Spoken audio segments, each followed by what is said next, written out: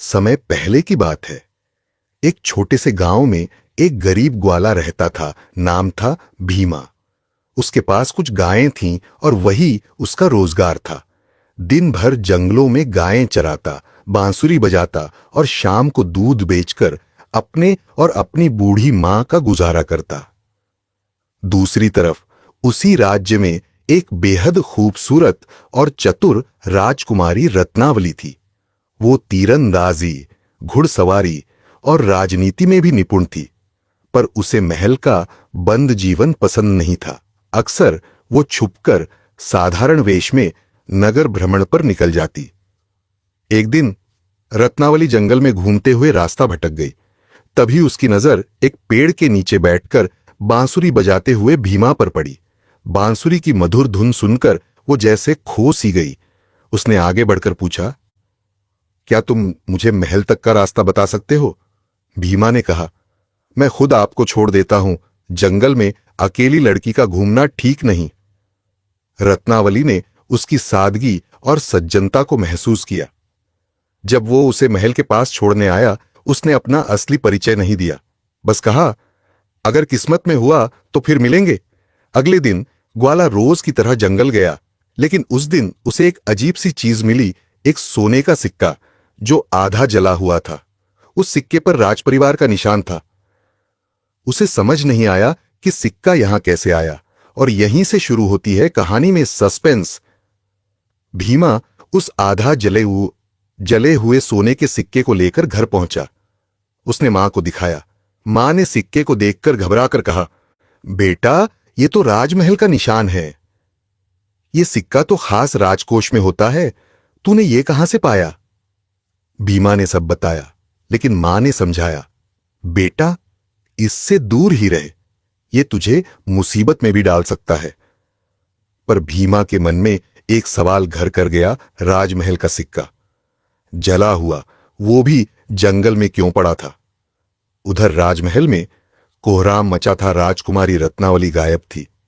राजा ने पूरे राज्य में सैनिक भेज दिए थे। जंगलों, पहाड़ियों, यहां तक कि गांव गांव में तलाशी ली जा रही थी, पर किसी को कुछ नहीं मिला। भीमा को जब ये बात पता चली तो उसके मन में शक हुआ, क्या वो लड़की जिससे मैं मिला था वही राजकुमारी थी? उसी रात जब वो उसी जगह गया जहां उसे सिक्का मिला था, वहां कुछ अजीब हुआ। हवा बहुत तेज चलने लगी और उसे एक झाड़ी के पीछे कुछ आवाजें सुनाई दी। वो चुपके से गया और देखा, दो आदमी किसी को बांधकर ले जा रहे थे। उनकी बातें सुनकर भीमा चौंक गया। एक आदमी बोला, राजकुमारी को छुपाकर रखना जब तक राजा सौदा नहीं मान लेते। भीमा के पैरों तले जमीन खिसक गई। राजकुमारी सच में अगवा कर ली गई थी और वो इसी जंगल में थी। लेकिन अब सवाल ये था, वो दो लोग कौन थे? राजकुमारी को कहां ले जा रहे थे? और सबसे बड़ा सवाल, क्या भीमा उसे बचा पाएगा? भीमा झाड़ियों में छुपकर उन दोनों अपहरणकर्ताओं का पीछा करने लगा। वो बेहद सावधानी से चल रहा था ताकि कोई आहट न हो। अचानक एक कांटा उसकी एड़ी में चुभ गया और वो हल्का सा कराहा। एक अपहरणकर्ता ने फौरन रुककर पीछे देखा, लेकिन झाड़ी में अंधेरा होने की वजह से कुछ नजर नहीं आया। वो बोला, यह जंगल डरावना है, हर चीज पर शक होता है। भीमा ने राहत की सांस ली। थोड़ी देर बाद वो एक गुफा के पास पहुंचे और वहीं अंदर ले जाकर राजकुमारी को रस्सियों से बांधकर रख दिया।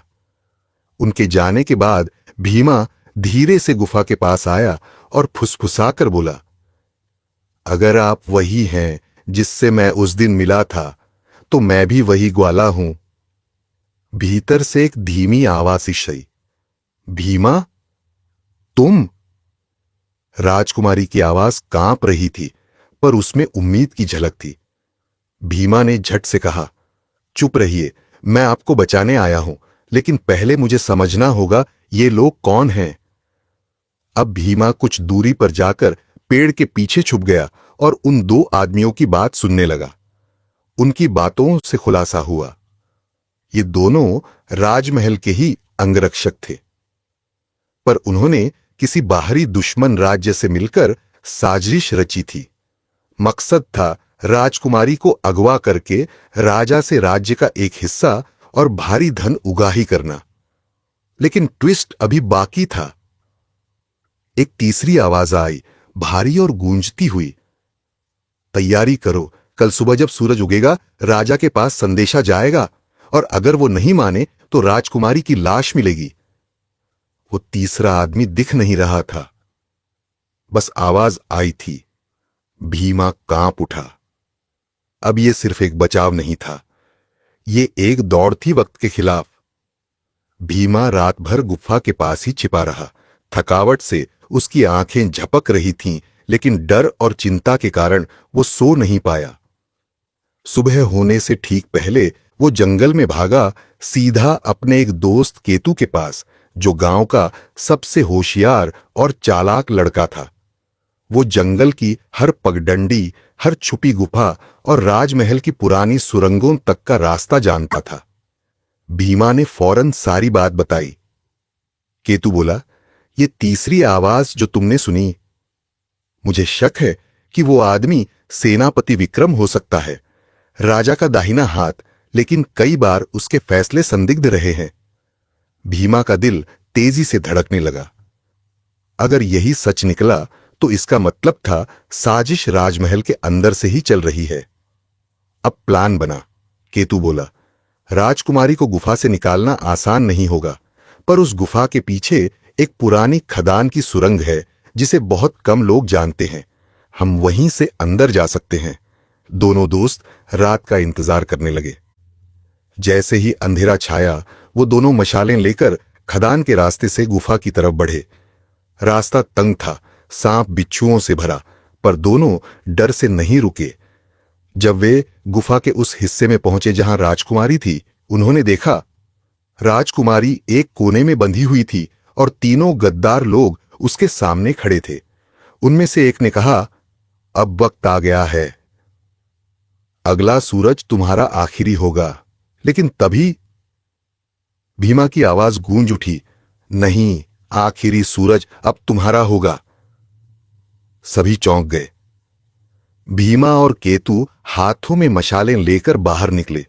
उन लोगों ने हमला करने की कोशिश की, लेकिन भीमा ने एक को मशाल से मारा और केतु ने दूसरे की टांग में छड़ी मार दी। फिर जैसे ही तीसरा आदमी भागने लगा, उसकी झलक मिली। वो सच में सेनापति विक्रम था। विक्रम भाग गया, पर जाते जाते वो कुछ बड़बड़ा रहा था। ये तो बस शुरुआत थी, असली खेल अभी बाकी है। अब राजकुमारी तो बच गई, लेकिन साजिश अभी भी जिंदा थी। राजमहल में राजद्रोहियों की जड़ें कितनी गहरी थीं, और सेनापति विक्रम किसके साथ मिलकर खेल रहा था। भीमा, केतु और रत्नावली तीनों किसी तरह रातों रात महल की ओर निकले। राजकुमारी थकी हुई थी, लेकिन उसकी आंखों में जो आग थी वो किसी योद्धा से कम नहीं थी। सुबह से पहले वे छुपते छुपाते महल के पीछे बने पुराने कुएं से दाखिल हुए। ये वही रास्ता था जिससे रत्नावली बचपन में चोरी छिपे बाहर जाया करती थी। राजा जो गम में डूबा हुआ था, अचानक जब रत्नावली को जिंदा देखता है तो खुशी और हैरानी से उसकी आंखें भर आती है। राजा चिल्लाया, कौन था जिसने मेरी बेटी को अगवा किया? किसने किया ये विश्वासघात? रत्नावली ने सब कुछ बताया। सेनापति विक्रम की साजिश, अंगरक्षकों की गद्दारी और भीमा केतु की बहादुरी। राजा आग बबूला हो गया। सेनापति को तुरंत पकड़ने का आदेश हुआ। पर तभी महल में एक और झटका लगा। सेनापति विक्रम तो महल में पहले से ही मौजूद था। जी हां, वो खुद चलकर आया था, पर राजा के सामने एक नकली चेहरा लेकर। विक्रम ने कहा, महाराज, कोई साजिश नहीं है, ये सब एक चाल है। इन गांव वालों ने ही राजकुमारी को अगवा किया और अब महल की नजर में खुद को हीरो बना रहे हैं ताकि आपकी नजरों में चढ़ सकें। राजा एकदम चौंक गया। भीमा गुस्से से बोला, महाराज, ये झूठ बोल रहा है।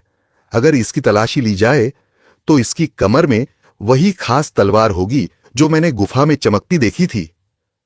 राजा ने विक्रम को घूरा और तलाशी का आदेश दिया। विक्रम के चेहरे का रंग उड़ चुका था और जैसे ही सैनिकों ने उसकी तलवार निकाली, उस पर वही चिन्ह उभरा, राज परिवार के खजाने का निशान जो गायब हुए सिक्कों पर होता है। अब राजा को यकीन हो गया। विक्रम चिल्लाया, तुम सोचते हो ये सब सिर्फ मेरी योजना थी? नहीं महाराज, मैं तो सिर्फ मोहरा हूं। असली बादशाह तो अब आएगा और तब तुम्हारा पूरा राज्य उसके कदमों में होगा। पूरे महल में सन्नाटा छा गया। भीमा, जो अब तक सिर्फ एक ग्वाला था, एक साजिश के जाल में इतना अंदर घुस चुका था जहां अब उसकी जिंदगी सिर्फ अपनी नहीं रही।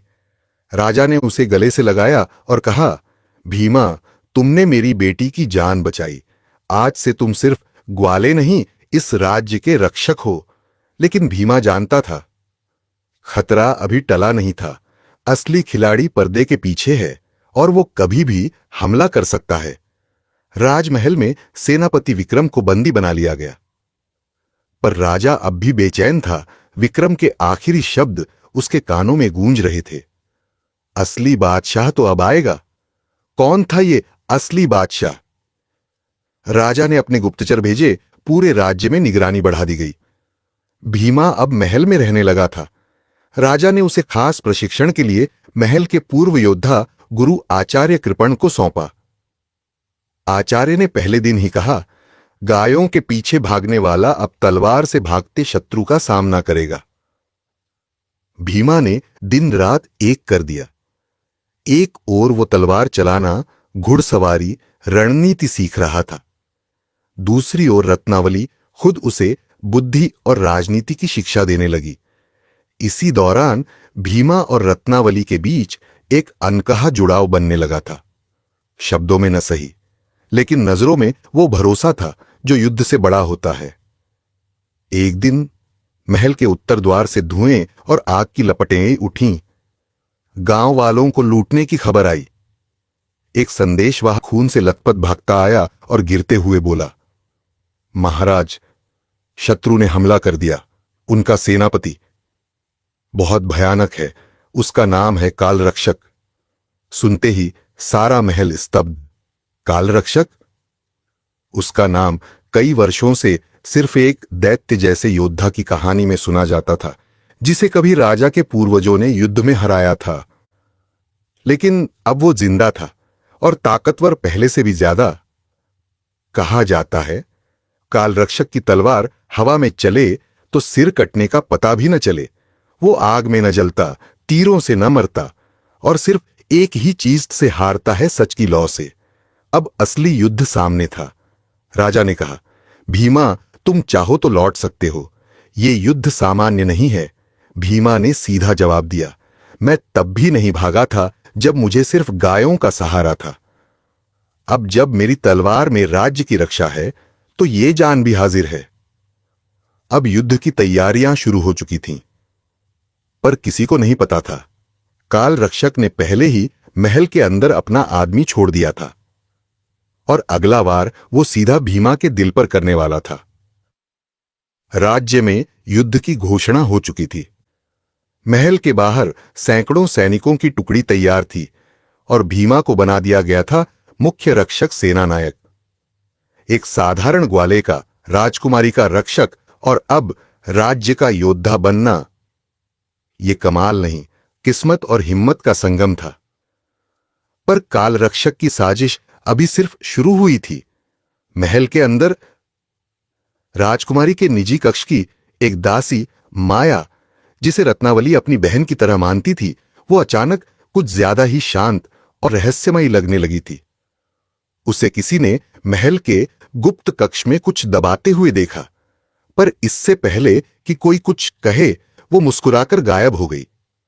उसी रात भीमा अपने कक्ष में था कि अचानक दरवाजा खुला और एक सैनिक बोला, तुरंत चलिए, राजकुमारी को किसी ने जहर देने की कोशिश की है। भीमा भागा। रत्नावली अचेत अवस्था में बिस्तर पर पड़ी थी। उसके पास एक कटोरी पड़ी थी जिसमें कुछ काले निशान थे। साफ था, जहर मिलाया गया था। राजा का चेहरा क्रोध से लाल था और फिर उसी कटोरी के पास से मिला भीमा का कमरबंद। राजा का शक टूट गया। भीमा, क्या तुमने मेरी बेटी के साथ विश्वासघात किया? भीमा स्तब्ध रह गया। नहीं महाराज, मैं ऐसा कभी नहीं कर सकता, मुझे फंसाया गया है। लेकिन आरोप पक्का था। राज्यसभा ने फैसला सुनाया, भीमा को युद्ध में शामिल होने का अधिकार नहीं, और जब तक सच्चाई सामने न आए उसे महल में बंद रखा जाए। उधर युद्ध शुरू हो चुका था। कालरक्षक की सेना ने उत्तर द्वार से हमला बोल दिया। राजा की फौज कमजोर पड़ रही थी। रत्नावली अब होश में आ चुकी थी, और जैसे ही उसे सच्चाई पता चली उसने सबसे पहले पूछा, भीमा कहां है? जब उसे भीमा की गिरफ्तारी का पता चला, उसकी आंखों में क्रोध, आंसू और दर्द एक साथ उतर आए। भीमा पर शक करके हमने सबसे बड़ी भूल की है। और तभी एक धमाका हुआ। महल की गुप्त दीवार फटी और कालरक्षक का एक आदमी अंदर घुसा। वो वही थी माया, जो राजकुमारी की सबसे भरोसेमंद दासी थी। मैंने ही जहर दिया था, मैंने ही भीमा का नाम फंसाया। और अब रत्नावली, तुझे कालरक्षक के सामने ले जाने का समय आ गया है। रत्नावली ने तलवार उठाई, लेकिन माया बहुत तेज थी, और ठीक उसी वक्त दरवाजा टूटा। भीमा अपने बंधन तोड़कर तलवार लेकर अंदर आया। माया, अब तेरी साजिश का आजिश का अंत होगा। क्या अब भीमा माया से रत्नावली को बचा पाएगा? क्या राजा को उसका विश्वास दोबारा मिलेगा? और कालरक्षक कब सामने आएगा? कहानी अब पहुंच रही है उस मुकाम पर जहां हर वार सीधा दिल पर लगेगा। भीमा दीवार तोड़कर जैसे ही अंदर घुसा, माया चौंक गई। तुझे तो महल में कैद किया गया था। भीमा की आंखों में अब कोई गरीब ग्वाले की मासूमियत नहीं थी। वो बर्फ सी ठंडी और आग सी तेज थी। उसने कहा, मैं अब ग्वाला नहीं, उस सत्य की लौ हूं जो हर छल को जलाकर राख कर देगी। तलवारें टकराईं। माया, जो वर्षों से कालरक्षक की छाया में ट्रेनिंग ले रही थी, नाचते हुए वार कर रही थी। लेकिन भीमा ने गुरु कृपण से जो सीखा था, वो सिर्फ तलवारबाजी नहीं थी, वो धैर्य और दिशा का ज्ञान था। एक तगड़ा वार। माया की तलवार हाथ से छूटी। मारो मुझे भीमा, लेकिन जान लो मेरी मौत से कुछ नहीं बदलेगा। कालरक्षक अब आ चुका है और महल की नींव हिल चुकी है। भीमा ने उसे गिरफ्तार करने का आदेश दिया। राजा, जो अब तक सारी बात समझ चुका था, नीचे आया और पहली बार सबके सामने कहा, हमने अपनी आंखों से नहीं, अपने डर से देखा था। भीमा, तुमने न केवल मेरी बेटी को बचाया, बल्कि मेरी सोच को भी। राजकुमारी रत्नावली धीरे धीरे चली और सबके सामने आकर बोली, आज से मेरे रक्षक नहीं, तुम मेरे साथी हो और इस राज्य के सच्चे राजवीर। भीमा की आंखों में चमक थी, लेकिन वो जानता था युद्ध अभी बाकी है। उसी वक्त राज्य की सीमाओं पर कालरक्षक स्वयं सामने आया। एक काले कवच में ढका हुआ, उसकी आंखें चमकती थीं। उसके पीछे एक विशाल सेना खड़ी थी और उसके सामने एक पंछी उड़ रहा था, एक काला बाज जो सिर्फ मौत का संदेश देता था। अब समय आ गया है, वो ग्वाला जिसने मेरी चाल को तोड़ा, अब वो मेरे सामने आएगा और या तो झुकेगा या टुकड़ों में बंटेगा। राजमहल में युद्ध की तैयारियां शुरू हो चुकी थीं। भीमा ने राजा से एक वचन मांगा, मुझे अपनी तरह लड़ने दो, जैसे मैं हूं, बिना सिंहासन, बिना मुकुट, सिर्फ अपने लोगों के लिए।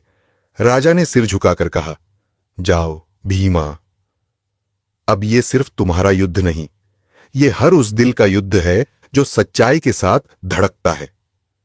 अब युद्ध का समय आ गया था। कल सूरज उगेगा, या तो सत्य की विजय होगी या फिर राज्य पर सदा के लिए अंधेरा छा जाएगा। अगली सुबह पूरा राज्य खामोश था, मानो प्रकृति भी सांस रोके बैठी हो।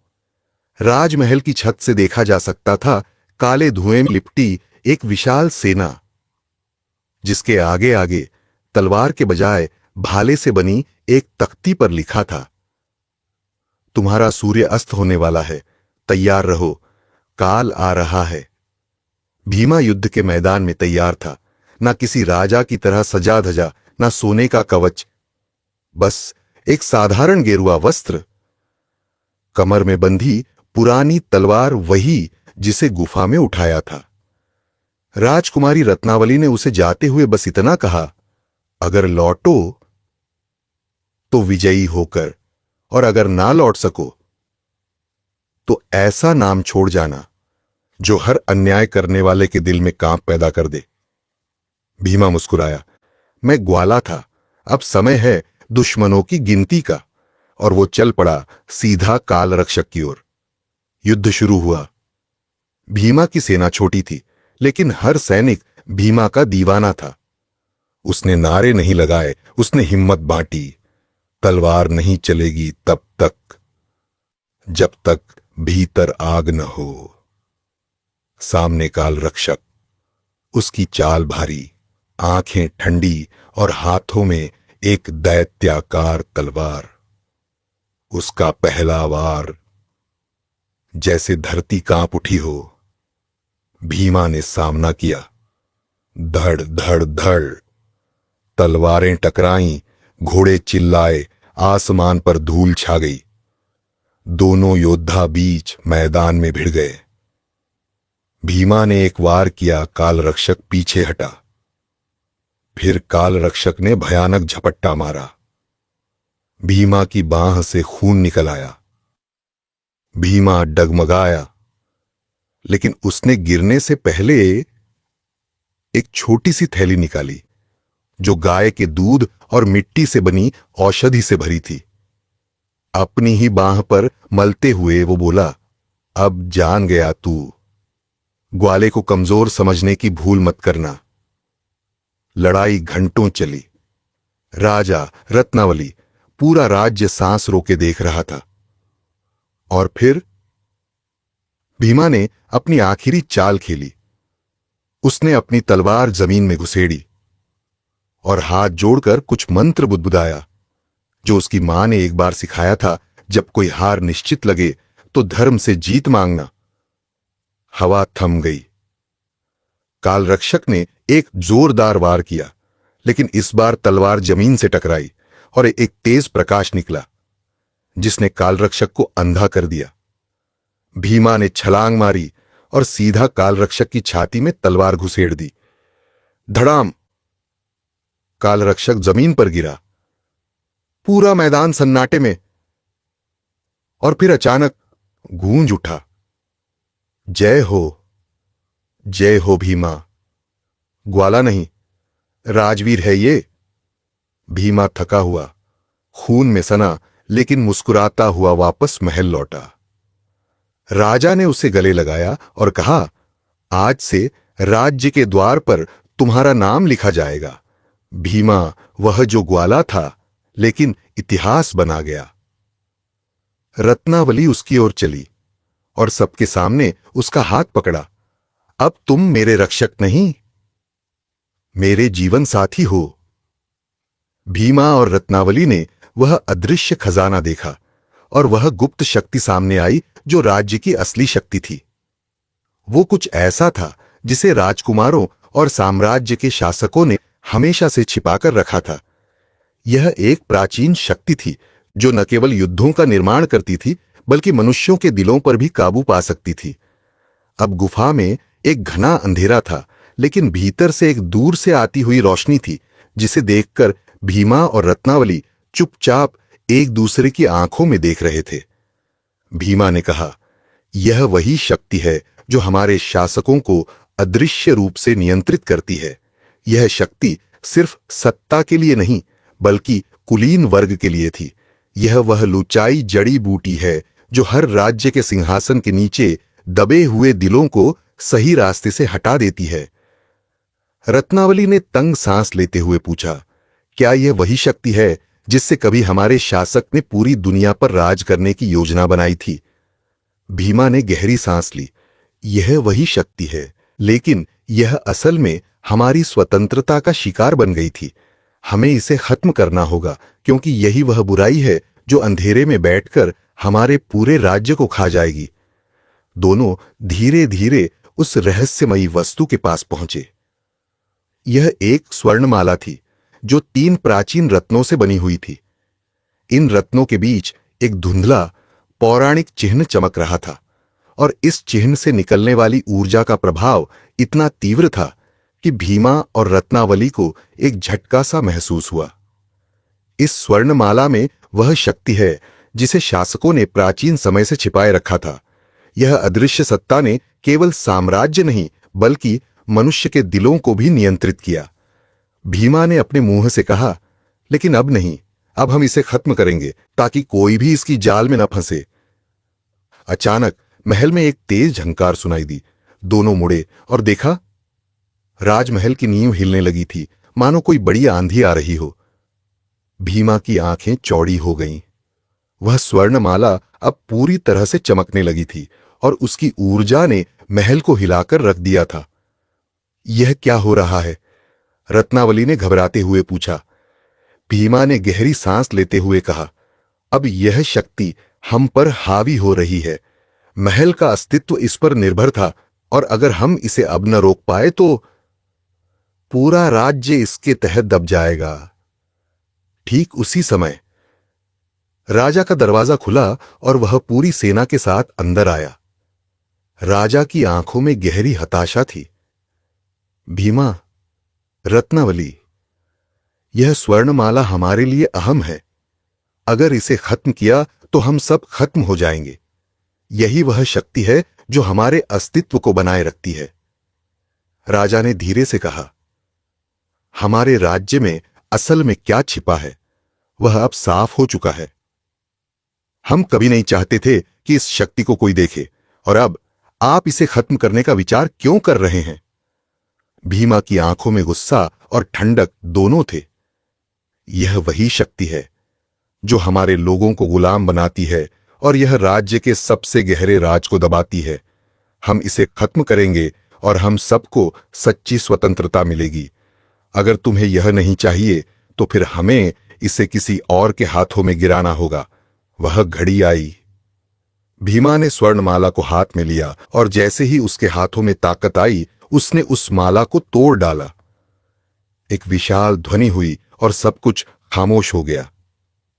माला टूटते ही महल में सूरज की रोशनी की चमक घुसी, जैसे अंधेरे में एक नई सुबह आई हो। राजमहल के दरवाजे खुले और सभी शासक और लोग जिन्होंने कभी उस अदृश्य शक्ति से जकड़े हुए थे, वे अब स्वतंत्र हो गए। भीमा ने सिर उठाया। आज से हम सबको सच्ची स्वतंत्रता मिलेगी और कोई भी शक्ति हमें अब नहीं दबा सकेगी। रत्नावली ने कहा, हमने इसे खत्म कर दिया और अब हम सब मिलकर एक नए युग की शुरुआत करेंगे। भीमा और रत्नावली ने राज्य में न्याय और सच्चाई की पुनर्स्थापना की। राजमहल अब वह स्थान नहीं था जहां साजिशें होती थीं, बल्कि वह एक आधुनिक साम्राज्य बन चुका था, जहां हर आदमी को स्वतंत्रता और सम्मान मिलता था। महल के हर कोने में अब रोशनी थी और भीमा का नाम हर दिल में गूंज रहा था। महल में खुशी का माहौल था, लेकिन भीमा के दिल में एक अनकहा सवाल था।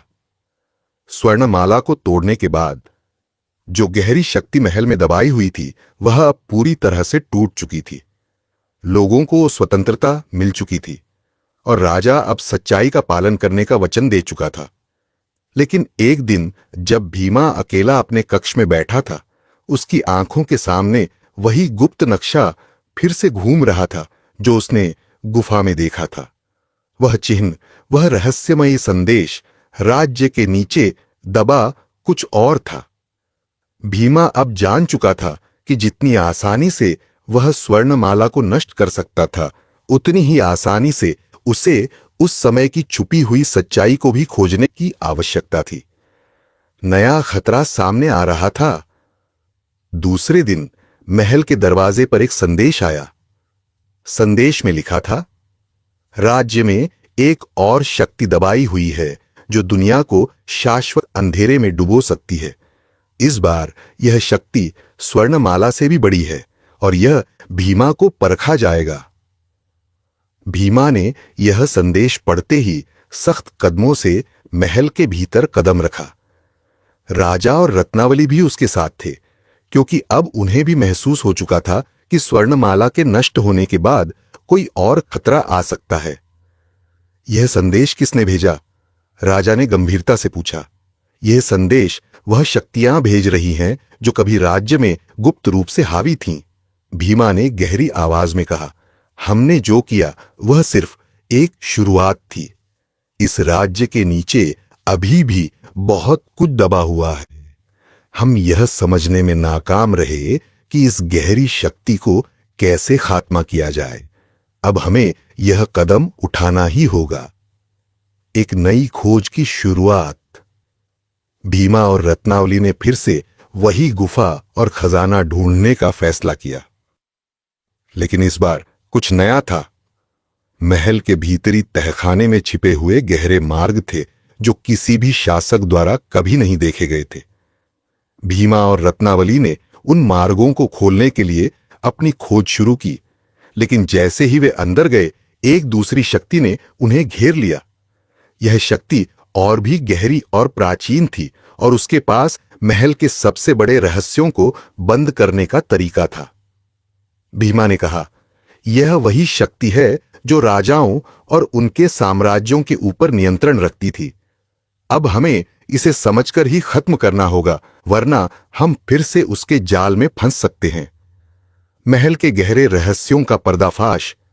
भीमा और रत्नावली ने महल के उन अंधेरे रास्तों को पार किया जहां उनका सामना हुआ सिद्ध पुरुषों से जो प्राचीन मंत्रों और दृश्य शक्ति से चल रहे थे। उनके पास वो सभी वस्तुएं थीं जिनकी शक्ति दुनिया में सबसे अधिक थी। इन सिद्ध पुरुषों के नेता ने कहा, तुम लोग जो कुछ भी खोज रहे हो वो तुम्हारे लिए भारी पड़ेगा। यह शक्ति कभी तुम्हारी नहीं हो सकती, क्योंकि यह हमसे जुड़ी हुई है। हमने इसे अपनी पहचान बना लिया था। भीमा ने कहा, हमने इस राज्य में सिर्फ न्याय और सत्य की खोज की है। तुम जो भी हो, हम तुम्हारी शक्ति को खत्म करने आए हैं। सिद्ध पुरुषों का रहस्य। यह सिद्ध पुरुष जो खुद को आध्यात्मिक नेता मानते थे, असल में एक प्राचीन गुफा के रक्षक थे। उनका कहना था कि महल के नीचे एक और शक्ति छिपी हुई है, एक प्राचीन रत्न जिसे यदि सही समय पर उठा लिया गया तो वह सभी दुनिया को एक नई दिशा दे सकता है। लेकिन यह रत्न केवल सच्चे दिल वाले इंसान के पास ही आ सकता था, और उसे लेने के लिए भी एक कठिन परीक्षा देनी होती थी। अंतिम परीक्षा। भीमा और रत्नावली ने सिद्ध पुरुषों की बातें ध्यान से सुनी, लेकिन एक सवाल उनके दिमाग में था, क्या यह शक्ति वाकई हमें अपनी दुनिया बदलने का अवसर देगी, या यह हमसे और भी ज्यादा भय पैदा करेगी? सिद्ध पुरुषों ने उन्हें अंतिम परीक्षा देने को कहा। तुम्हें इस रत्न को प्राप्त करने के लिए सच्चाई, विश्वास और समर्पण का रास्ता अपनाना होगा। सिर्फ वही व्यक्ति इस शक्ति को उठा सकता है जो अपनी आत्मा को शुद्ध और मजबूत बना चुका हो। भीमा और रत्नावली ने हाथ मिलाया और एक साथ उस शक्ति की ओर बढ़े जिसके लिए उन्हें अपनी खुद की मानसिकता को पार करना था। क्या भीमा और रत्नावली उस शक्ति को प्राप्त करेंगे? क्या वे इससे दुनिया को एक नई दिशा दे पाएंगे, या फिर क्या यह शक्ति उन पर एक और खतरनाक रास्ता खोल देगी? अंतिम परीक्षा की घड़ी आ गई थी। भीमा और रत्नावली सिद्ध पुरुषों के सामने खड़े थे, जहां एक अंधेरे गुफा का रास्ता खुल चुका था। यह वही गुफा थी जहां राज्य की सच्चाई और उस अदृश्य शक्ति का रहस्य छिपा हुआ था। लेकिन अब यह गुफा उन्हें पूरी तरह से परखने वाली थी। सिद्ध पुरुषों ने कहा, तुम्हारे लिए यह रास्ता खुल चुका है, लेकिन याद रखो, यहां एक भयंकर शक्ति है जो केवल उन्हीं को पार करने देती है जो अपने आत्मविश्वास और सत्य से अडिग होते हैं। अगर तुम गिरते हो तो यह शक्ति तुम्हारे भीतर के अंधकार को और भी मजबूत कर सकती है। भीमा ने रत्नावली की ओर देखा और वह समझ गए कि अब उन्हें अपने दिल की आवाज सुननी होगी। क्या उन्हें अपनी कभी न हार मानने वाली इच्छा को बरकरार रखते हुए इस अंतिम अंधेरे गुफा को पार करना होगा। गुफा का रहस्य। जब भीमा और रत्नावली गुफा के भीतर कदम रखते हैं तो चारों ओर भयानक चुप्प का साम्राज्य फैल जाता है। यहां तक कि हवा में एक सन्नाटा था जो दिल को सिहरन में डाल देता था। जैसे ही वे गहरे अंदर जाते हैं, गुफा की दीवारों पर एक रहस्यमय चित्र उभरने लगता है। यह चित्र बहुत पुराने थे और इनमें एक पुराने राजकुमार की छवि थी जो एक खतरनाक शक्ति का प्रतीक बन चुका था। भीमा और रत्नावली के सामने एक अजनबी आवाज गूंज उठती है। तुम दोनों यहां क्यों आए हो? क्या तुम जानते हो कि यह शक्ति सिर्फ ध्यान, आत्मसंयम और समर्पण से प्राप्त होती है? क्या तुम तैयार हो इसके लिए? भीमा ने आत्मविश्वास से उत्तर दिया, हम यहां सच्चाई के लिए आए हैं। हम किसी भी चुनौती से डरने वाले नहीं हैं क्योंकि हमारा दिल सही दिशा में है। हम नहीं रुकेंगे। एक अप्रत्याशित मोड़। अचानक एक अजीब सी हलचल गुफा में होती है। सभी दीवारों से चमकते हुए चित्र एक साथ घूमने लगते हैं। तभी गुफा के बीच में एक काला धुआं निकलता है जो तेजी से फैलने लगता है। यह धुआं एक रहस्यमयी आकृति में बदल जाता है जो भीमा और रत्नावली के सामने खड़ी होती है। यह आकृति कुछ समय तक मौन रहती है, फिर बोल पड़ती है, तुम दोनों ने जो रास्ता चुना है वह किसी भी शासक से अधिक कठिन है। यह शक्ति तुम्हारी परीक्षा लेगी और यदि तुम असफल हुए तो तुम हमेशा के लिए इस अंधेरे में फंसे रहोगे। तुम जान ही नहीं सकते कि इस शक्ति के असली उद्देश्य क्या हैं। भीमा ने गहरी सांस ली और उसने कदम बढ़ाए। हम तैयार हैं। हमें यह जानने का हक है कि हमारे राज्य में सच्चाई क्या है। सच्चाई का पर्दाफाश। आकृति ने एक संगीन हंसी में कहा, तो तुम तैयार हो? यह शक्ति दरअसल मूल रूप से मनुष्य की आत्मा को चुनौती देती है। यह शक्ति उन लोगों से जुड़ी है जो अपने मूल सत्य को पहचानते हैं और जिन्हें किसी भी रूप में जकड़ा नहीं जा सकता। तुम जानते हो कि इसका उद्देश्य दुनिया को उसके असली रूप में देखना है, न कि जिस रूप में उसे शक्तिशाली लोग दिखाना चाहते हैं। आकृति ने अचानक अपना रूप बदलते हुए कहा, यह शक्ति सिर्फ एक छलावा नहीं है। यह हर चीज के बीच छिपी हुई असली सच्चाई को उजागर करने का एक साधन है। भीमा और रत्नावली ने फिर से एक दूसरे की तरफ देखा और उन्हें समझ में आ गया कि जो उन्होंने अब तक किया वह सिर्फ एक शुरुआत थी, एक नई दिशा की ओर। जैसे ही आकृति ने यह कहा, गुफा में सुनामी जैसी लहरें उठने लगीं। भीमा और रत्नावली को लगा कि वे अब इस शक्ति के साथ ही गुफा के भंवर में फंसने वाले हैं, लेकिन वह शक्ति अचानक सुलझने लगी। गुफा की दीवारों से सच्चाई की किरणें निकलने लगीं जो पहले कभी दिखाई नहीं दी थीं। यह वही पल था जब भीमा और रत्नावली को समझ में आया कि राज्य की असली शक्ति सिर्फ बाहर से नहीं बल्कि भीतर से उजागर होती है। उन्होंने इस गुफा से बाहर निकलते हुए संकल्प लिया कि दुनिया की कोई भी शक्ति उन्हें उनके सत्य से हटा नहीं सकती। लेकिन अब सवाल यह था, क्या यह नया मार्ग उन्हें अंधकार से उबारने के बजाय एक और शैतान से मिला देगा?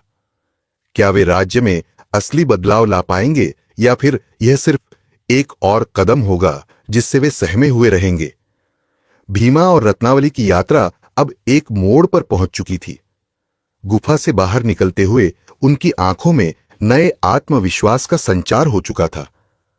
जो भी शक्ति पहले उन्हें भयभीत करती थी, अब वही शक्ति उनके रास्ते का एक हिस्सा बन चुकी थी।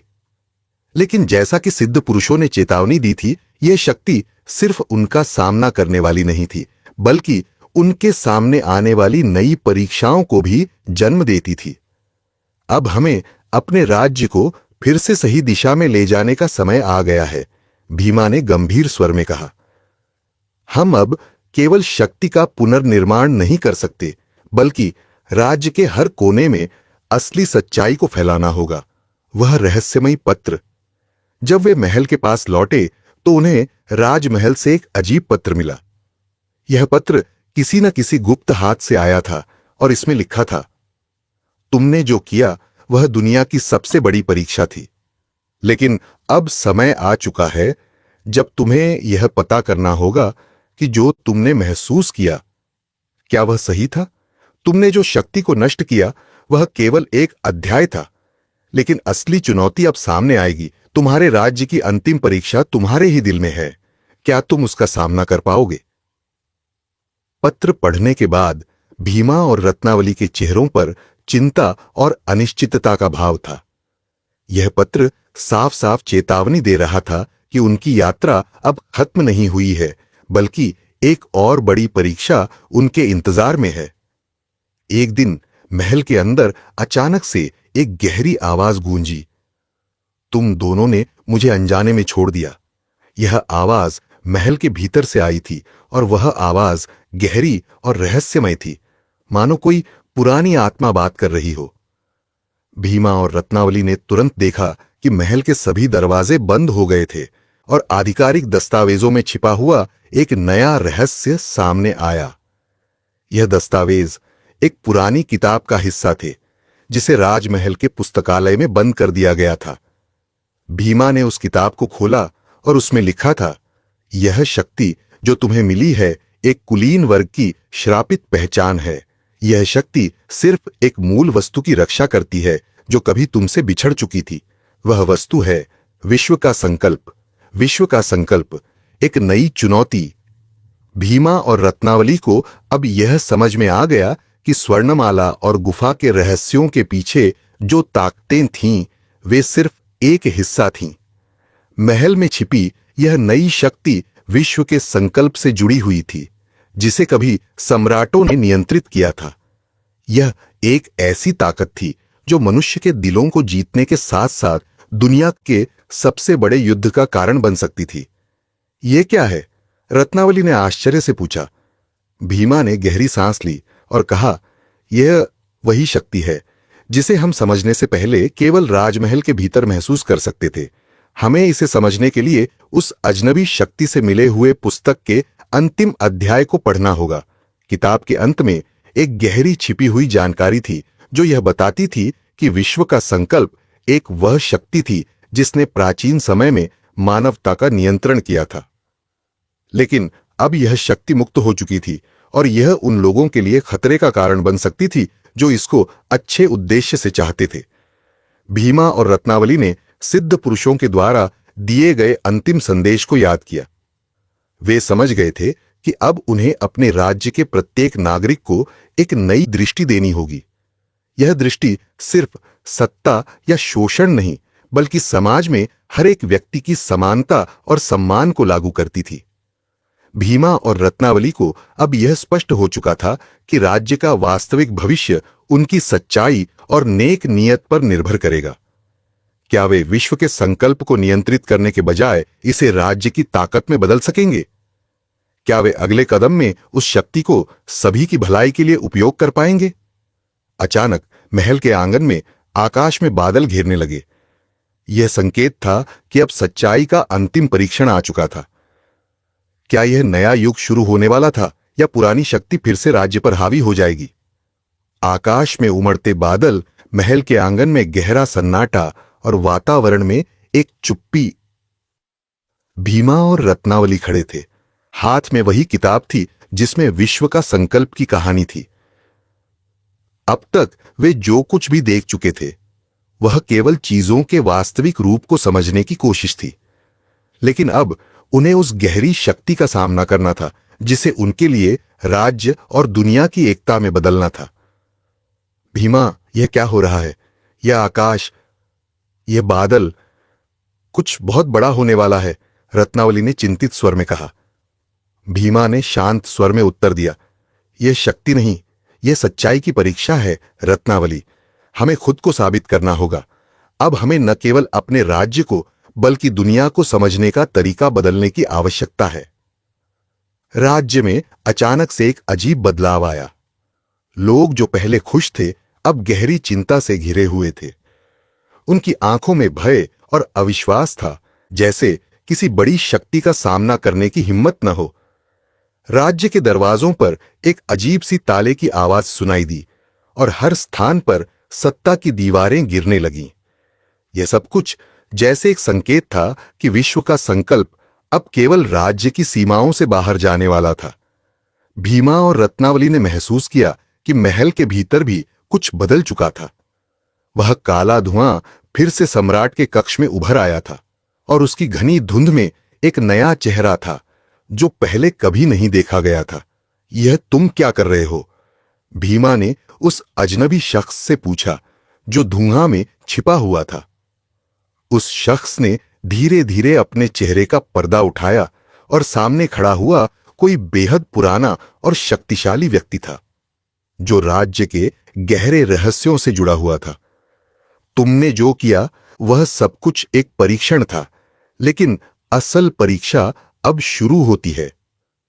तुम जानते हो कि विश्व का संकल्प केवल तुम्हारे राज्य का नहीं, बल्कि संपूर्ण सृष्टि का परीक्षण है।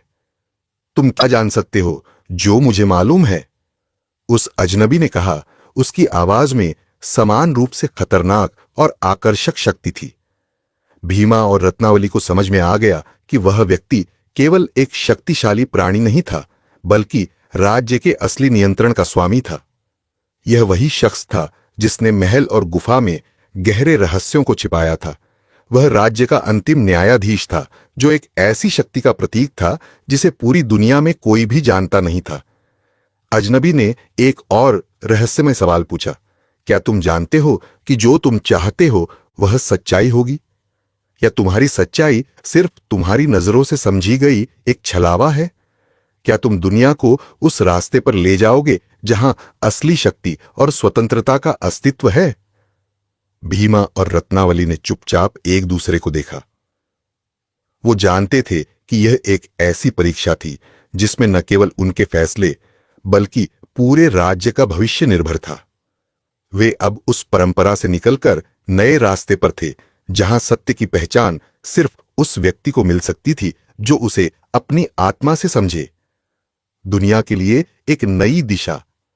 अजनबी की आवाज अब और भी गहरी हो गई। तुमने जो तय किया था वह समय अब समाप्त हो चुका है। राज्य में असीमित शक्ति का प्रभाव अब पूरे विश्व में फैल जाएगा। क्या तुम तैयार हो?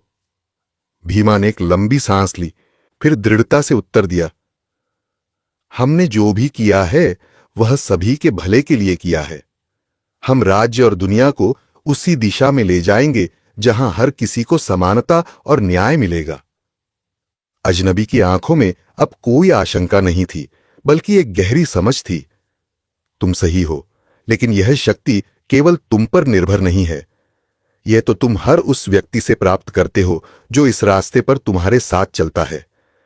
भीमा और रत्नावली ने एक दूसरे को देखा और सचमुच महसूस किया कि सच्चाई का रास्ता न केवल कठिन था, बल्कि हर एक इंसान के विश्वास पर निर्भर करेगा। राज्य में हर नागरिक का योगदान अब इस परिवर्तन का हिस्सा बनने जा रहा था। जैसे ही वे उस अजनबी की आवाज को सुनते गए, गुफा से वह रहस्यमयी शक्ति फिर से प्रकट हुई। यह वही शक्ति थी जिसने समाज और सत्ता को हमेशा एक नई दिशा दी थी। अब समय आ चुका था कि वह शक्ति पूरे राज्य को वास्तविक रूप में दिखाए। राज्य के दरवाजे खोलने का समय था और भीमा और रत्नावली को अपने आध्यात्मिक मार्गदर्शन से सच्चाई के साथ इस नए युग की शुरुआत करनी थी। क्या वे इस परिवर्तन का सामना कर पाएंगे? क्या वह अजनबी शक्ति उनके रास्ते में रुकावट बनेगी या एक नई शुरुआत का कारण बनेगी? क्या राज्य सच्चाई के साथ एक नया मोड़ ले पाएगा या फिर दुनिया भर में अंधकार का राज स्थापित होगा? महल के भीतर गहरा सन्नाटा था और राज्य की धरती पर एक नई शक्ति का प्रभाव महसूस किया जा रहा था। भीमा और रत्नावली ने उस अजनबी शक्ति के सामने खड़े होकर अपने दिल की आवाज सुनी। वे जानते थे कि अब यह समय था सच्चाई और समानता का, लेकिन उनके सामने एक बड़ा सवाल था, क्या वे इस परिवर्तन के जिम्मेदार होंगे? अजनबी शक्ति की आंखों में अब एक नई समझ थी जो पहले नहीं थी। वह जान चुका था कि भीमा और रत्नावली ने सच्चाई के रास्ते पर चलने का संकल्प लिया है और यही सबसे बड़ी परीक्षा थी। तुम दोनों ने जो कुछ भी किया वह राज्य के लिए नहीं, बल्कि किसी की देसी था। बल्कि हर व्यक्ति के लिए था। यही कारण है कि तुम दोनों इस चुनौती को पार कर पाए। वह बोला। भीमा ने गहरी सांस ली और कहा, यह रास्ता सरल नहीं था, लेकिन हमें विश्वास था कि जब तक हम सच्चाई और न्याय की ओर बढ़ते रहेंगे, कोई भी शक्ति हमें रोक नहीं सकती। अजनबी ने मुस्कुराते हुए कहा, तुम दोनों ने विश्व का संकल्प पूरा किया है। अब यह तुम्हारी सच्चाई है जो राज्य और दुनिया को एक नई दिशा में ले जाएगी। राज्य में एक नई सुबह आई। राज्य की हर गलियों, हर घरों में समानता, शांति और प्रेम का वातावरण था। लोग भीमा और रत्नावली के नेतृत्व में एक नई दिशा में चल पड़े थे, जहां हर किसी को सम्मान और अधिकार मिला। राजमहल के दरवाजे खुले थे और सभी को समान अवसर दिए गए थे, चाहे वह गरीब हो या अमीर, राजा हो या साधारण नागरिक। राज्य का हर नागरिक अब यह महसूस कर रहा था कि वह अपने लिए नया भविष्य बना सकता है। भीमा और रत्नावली ने हमेशा यह सुनिश्चित किया कि सभी की आवाज सुनी जाए और सभी को समान अवसर मिले। उनकी कड़ी मेहनत और विश्वास ने राज्य में एक ऐसा बदलाव लाया जो पीढ़ियों तक याद रखा जाएगा। अजनबी शक्ति, जो पहले राज्य का गहरा रहस्य थी, अब अपने असली रूप में प्रकट हुई। वह कोई और नहीं बल्कि राज्य का प्राचीन संरक्षक था, जिसे सच्चाई और संतुलन बनाए रखने का कार्य सौंपा गया था। वह अब भीमा और रत्नावली के मार्गदर्शन में काम करने के लिए तैयार था, ताकि राज्य में असली शक्ति और समानता हमेशा बनी रहे। भीमा और रत्नावली की जो यात्रा शुरू हुई थी, वह केवल शक्ति और सच्चाई की खोज तक सीमित नहीं रही। यह यात्रा मानवता, प्रेम और समानता के लिए एक नया अध्याय लिखने की ओर बढ़ी थी। उन्होंने न केवल अपने राज्य को बदल दिया, बल्कि दुनिया के प्रत्येक व्यक्ति के दिल में सच्चाई की बीज बो दी थी। राज्य अब शांति, प्रगति और समृद्धि की ओर बढ़ चुका था, और हर कोई यह जानता था कि यदि सच्चाई के रास्ते पर चलने का संकल्प लिया जाए, तो कोई भी शक्ति उसे रोक नहीं सकती। यह कहानी एक नई शुरुआत का प्रतीक बन चुकी थी, और अब यह यादों के रूप में सम्राट और राजकुमारी की विरासत में बदल चुकी थी। कहानी समाप्त होती है, लेकिन इसका संदेश हमेशा जीवित रहेगा।